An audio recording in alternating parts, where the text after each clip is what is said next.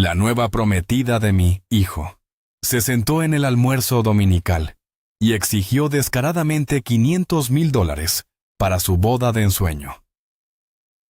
Creyó que yo simplemente entregaría el dinero como cualquier padre acomodado. Entonces mi hijo me deslizó una nota bajo la mesa. «Papá, es una estafadora. Ayúdame». Sonreí con calma y dije, solo 2 palabras que al instante destrozaron su máscara de arrogancia y convirtieron su confianza en polvo. Mi nombre es Gonzalo Jorge Mendoza. Tengo 58 años y he pasado los últimos 3 años en lo que la mayoría llamaría una jubilación cómoda aquí en Dallas, Texas. Antes de eso, fui juez federal durante 25 años, presidiendo casos de delitos financieros y fraude. Creía haber visto todas las estafas imaginables. Resulta que las más peligrosas no vienen de desconocidos en los juzgados. Llegan a la cena dominical usando un vestido de diseñador y una sonrisa ensayada.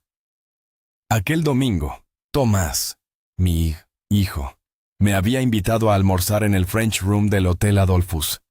Llevaba saliendo con Sofía unos 8 meses, y admito que no había prestado tanta atención como debería. Tomás tiene 35 años. Es un exitoso gerente de proyectos en una empresa de tecnología. Cuando me presentó a Sofía hace 3 meses, me alegré simplemente de verlo feliz. Era llamativa. Cabello largo y oscuro. Postura perfecta. El tipo de mujer que sabe exactamente lo atractiva que es y cómo usarlo. Su madre, Carmen, venía con nosotros de vez en cuando.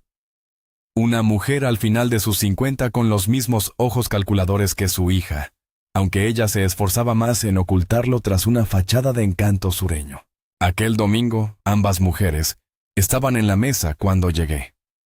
Tomás se veía tenso. Lo noté de inmediato. La forma en que no dejaba de acomodar su servilleta, la calidad forzada de su sonrisa. Pero lo atribuí a nervios prenupciales. Se habían comprometido 2 semanas antes. «Gonzalo», dijo Sofía, inclinándose con esa sonrisa brillante. «Tenemos noticias emocionantes sobre la boda». Pedí mi whisky y me acomodé. En cambio, Sofía sacó un portafolios de cuero y lo colocó sobre la mesa. «Tomás y yo hemos estado planeando nuestra boda soñada», comenzó con voz empresarial. «Y queríamos hablar del presupuesto contigo». Presupuesto, no planes, no ideas, presupuesto. Hemos trabajado con una organizadora de primer nivel. Continuó, abriendo el portafolios con fotos y estimaciones. Necesitaremos $500,000. $500,000, repetí, manteniendo mi voz neutral. Eso es bastante específico. Se desglosa muy precisamente, dijo Sofía. Sus ojos tenían un brillo que había visto antes en mi juzgado, cuando un testigo creía tener la historia perfecta ensayada. $200,000 para el salón en la Rosewood Mansion. $100,000 para arreglos florales con flores de cerezo, traídas desde Japón. $50,000 para mi vestido diseñado por Vera Wang. Carmen intervino con voz melosa. Nuestra familia tiene ciertos estándares, Gonzalo. Sofía es nuestra única hija. Miré a Tomás. Su mandíbula estaba tan apretada que podía ver el músculo saltando. Vi en sus ojos algo que no había visto desde que era un adolescente asustado que había roto la ventana de un vecino con una pelota de béisbol. Puro pánico. $500,000, dije de nuevo. Y comparten este presupuesto conmigo porque, tradicionalmente, la familia del novio contribuye significativamente, dijo Sofía. Y Tomás mencionó que usted tiene una buena posición. Buena posición. ¿Qué forma tan delicada de evaluar la cuenta bancaria de alguien durante el almuerzo? Ya veo. Tomé el menú, recorriéndolo como si fuera cualquier domingo normal. ¿Y han considerado lo que Tomás piensa sobre este presupuesto? Tomás quiere que yo sea feliz, dijo Sofía. Deslizando su mano para cubrirla de él no devolvió el gesto. ¿Verdad, Carino? Hemos hablado. Hemos hablado de que esto es importante para mí. Que si su familia realmente se preocupa por él, querrán verlo comenzar su matrimonio como es debido. Lo cortó Sofía. La amenaza era sutil pero inconfundible. Apoya esto, o no apoyas a tu hijo. Estaba a punto de responder cuando sentí algo rozar mi rodilla bajo la mesa. La mano de Tomás, pasándome algo. Lo tomé disimuladamente. Carmen me observaba. Gonzalo, pareces dudoso. ¿Hay algún problema? Solo estoy procesando la información. Sofía se reclinó, y capté el cambio en su actitud. La dulzura se estaba evaporando. Pensaría que para la boda de su único hijo, ningún gasto sería demasiado grande. Pero quizás me equivoco sobre el tipo de familia de la que viene Tomás. Ahí estaba. La manipulación, atacar el vínculo familiar. Hacerlo sobre el amor y la lealtad en lugar de la absurda cantidad de dinero que se exigía. Bajo la mesa, desdoblé el papel. Sin mirar hacia abajo, pasé mi pulgar sobre él, sintiendo las hendiduras del bolígrafo. Mantuve mis ojos en Sofía. Mientras seguía hablando de champán vintage, mientras mi pulgar trazaba las letras. Cuando entendí, mi sangre se heló. He aprendido algo en 25 años en el estrado. El momento en que muestras tu mano es el momento en que pierdes el control. Así que sonreí y escuché mientras mi mente procesaba las 6 palabras de Tomás. Papá, es una estafadora. Ayúdame. Miré a mi hijo. Las ojeras que había descartado como estrés. El peso que había perdido. La forma en que revisaba su teléfono con pavor cuando Sofía no miraba. Había estado solo desde que la madre de Tomás falleció hace 8 años, y me había sumergido en el trabajo judicial para evitar el silencio de la casa. Cuando me jubilé, llené el vacío con mi pasatiempo de restaurar textos legales antiguos y trabajos de consultoría ocasionales. Había estado tan complacido de que mi hijo encontrara a alguien que no hice las preguntas que un ex juez federal debería haber hecho. Como por qué una mujer de 32 años sin carrera aparente vivía en un apartamento de lujo en Uptown. O por qué cada conversación parecía girar alrededor del dinero y el estatus. O por qué el círculo de amigos de Tomás se había reducido misteriosamente desde que comenzó a salir con ella.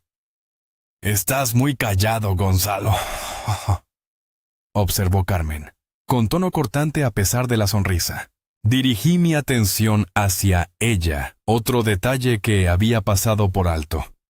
La forma en que ella coreografiaba estas interacciones.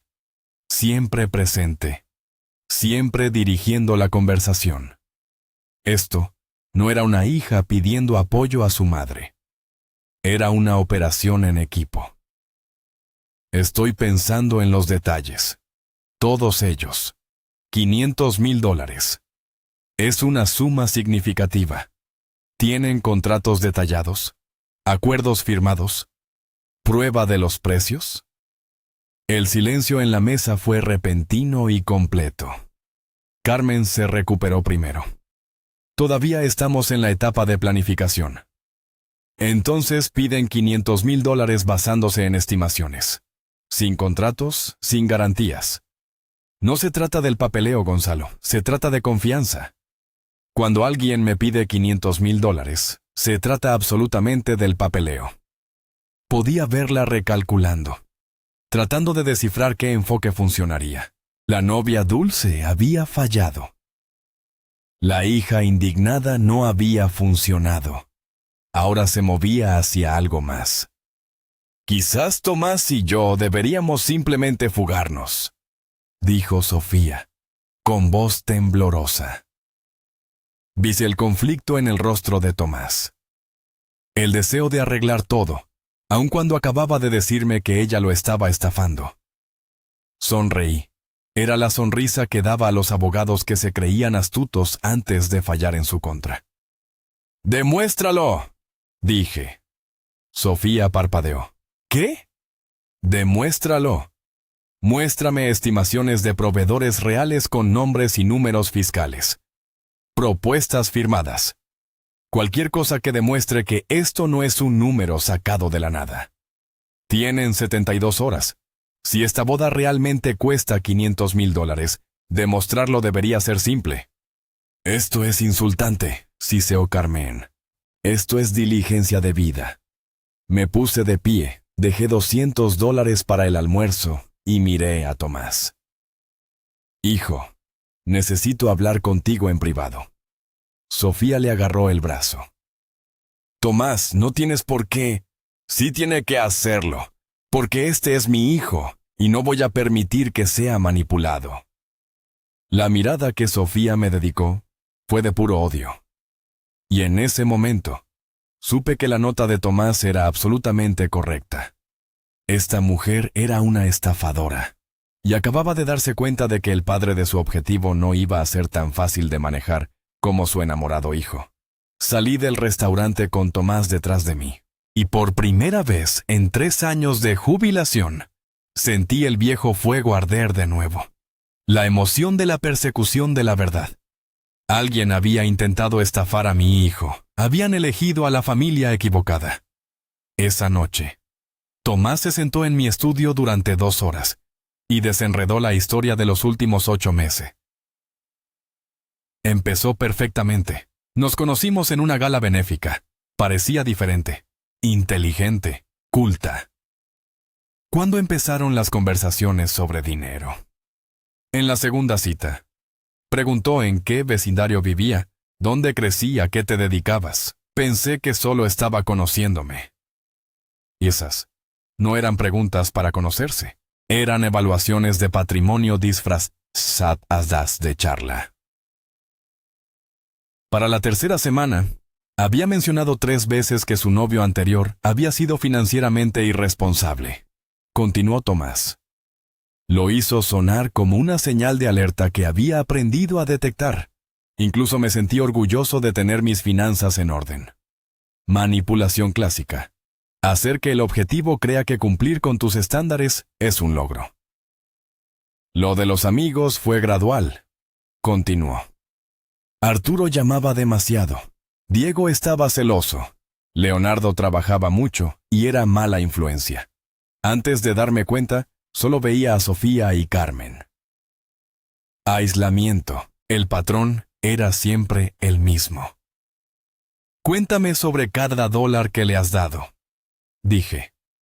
La reparación del auto. $12,000. Las facturas médicas de Carmen. $8,000 por procedimientos que seguramente nunca ocurrieron. La inversión en una boutique. $15,000 en un negocio sin pruebas de existencia. $35,000 en 8 meses. La demanda de la boda fue más agresiva. Cuando sugerí algo modesto, lanzó un vaso contra la pared. Luego se disculpó llorando. Dijo que solo estaba estresada por las expectativas de su madre. Escalamiento. Estaban probando cuánto podían presionarlo. ¿Sofía te pidió transferir dinero a cuentas que no eran suyas? Su rostro palideció. La boutique. Me dio números de ruta y cuenta. Porque había presidido exactamente este esquema en 2018. A la mañana siguiente, llamé a Gregorio Alonso Campos, investigador privado que había trabajado varios casos durante mi tiempo en el estrado. Gregorio, necesito antecedentes profundos sobre 2 mujeres. La prometida de mi hijo y su madre. Creo que están operando una estafa de bodas. ¿Esto es oficial o personal?, preguntó. Personal, $35,000 hasta ahora. Necesito saber si han hecho esto antes. Gregorio silbó bajo. Tendré resultados preliminares en 5 días. Mientras Gregorio trabajaba, llamé a Carlos Guillermo Barrera, abogado especializado en derecho familiar y disputas financieras. Lo había conocido profesionalmente durante años. Había comparecido ante mi estrado en varias ocasiones.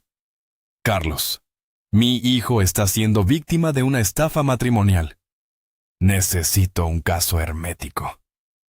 Los honorarios de Carlos fueron $5,000. Firmé sin dudarlo. Las 72 horas pasaron sin documentación.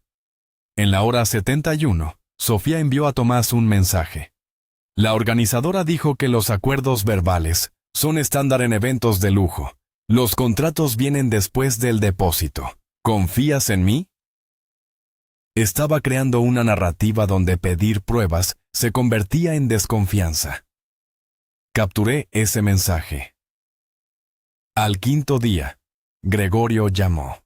Tus instintos eran correctos. Sofía Elena Martínez, nacida Sofía Cristina Gutiérrez, 32 años. 3 compromisos previos en 7 años, todos en Texas. Todos terminaron semanas antes de la boda. ¡Cuéntame! Primero, Arturo David Torres, emprendedor tecnológico de Houston, perdió $65,000. Sofía retrasaba contratos diciendo que su organizadora trabajaba con base en la confianza. La boda se canceló cuando él exigió conocer a los proveedores. Segundo, Leonardo Jaime Vega, desarrollador inmobiliario de Austin, $72,000. Mismo patrón. Tercero, Vicente Pablo Ríos, banquero de inversión en San Antonio. $58,000. Él contrató un abogado. Descubrió que 9 de 15 proveedores eran empresas fantasma conectadas a Carmen Martínez. Pérdidas documentadas. $195,000 más los $35,000 de Tomás. Habían refinado el fraude matrimonial hasta convertirlo en arte. ¿Cuánto puedes documentar? Todo. Registros bancarios, telefónicos, propiedades. También tengo contacto de las 3 víctimas. Envíame todo. Esa tarde, leí el informe completo de Gregorio. Era devastador. Al día siguiente, Sofía envió un correo con 15 páginas de presupuesto. $485,000 en proveedores. Lo reenvié a Gregorio. Su respuesta. 8 de estas empresas no existen. Las demás son reales, pero ninguna tiene contratos con nadie llamada Sofía Martínez. La confrontación llegó a las 72 horas exactas. Nos reunimos en Elite Wedding Designs, la dirección de Sofía. El edificio era real, pero la suite 140 había estado vacante 3 meses. Alguien había pegado un letrero temporal en la puerta. Cuando Sofía y Carmen llegaron a las 2 de la tarde, yo esperaba con Carlos y un maletín lleno de evidencia. ¿Dónde está su coordinadora?, pregunté en la suite vacía. Micaela debe estar retrasada, dijo Sofía con voz frágil. Micaela Rodríguez. Según el registro de negocios de Texas, no existe ninguna empresa llamada Elite Wedding Designs. Y ninguna organizadora llamada Micaela Rodríguez tiene licencia en Dallas. La sonrisa de Sofía se congeló. 15 proveedores en su presupuesto. 8 no existen. Las cuentas bancarias se dirigen a empresas fantasma que comparten direcciones con su madre. Saqué otro documento. Arturo David Torres, Houston. $65,000 en una boda que nunca ocurrió. ¿Le suena? O Leonardo Jaime Vega, Austin. $72,000. No sé de qué habla, dijo Sofía, pero su voz había perdido toda seguridad. 3 compromisos previos. Mismo patrón de proveedores falsos y empresas fantasma. Me incliné hacia adelante. Sofía, pasé 25 años presidiendo delitos financieros. Esto no es una coincidencia. Esto es una empresa criminal. Tomás miraba a Sofía como si nunca la hubiera visto antes, lo cual en cierto modo era cierto. La máscara se estaba resquebrajando. No puede probar nada, dijo Carmen desesperadamente. Puedo probarlo todo. Registros bancarios, telefónicos, testimonio de 3 víctimas. Se acabó. Saqué mi teléfono. Esta es la línea directa del fiscal de delitos financieros. Trabajé con él 15 años. Una llamada y ambas estarán bajo investigación mañana. Está mintiendo, dijo Carmen, pero su voz temblaba. Les mostré el contacto en mi pantalla. La compostura de Sofía se derrumbó. Eres un desgraciado, Siseo. Tu hijo no era nada especial. Solo otro ingenuo con un fondo de fideicomiso. Ahí está. La verdad. Gracias por eso. Carlos había estado grabando toda la conversación. Pueden irse ahora, o puedo hacer esa llamada. Su decisión. Se fueron. Los tacones de Sofía repiquetearon frenéticamente mientras huían. 2 días después, enfrentada con evidencia abrumadora incluyendo confesiones grabadas, Sofía se declaró culpable de cargos de fraude electrónico y recibió una condena significativa en prisión.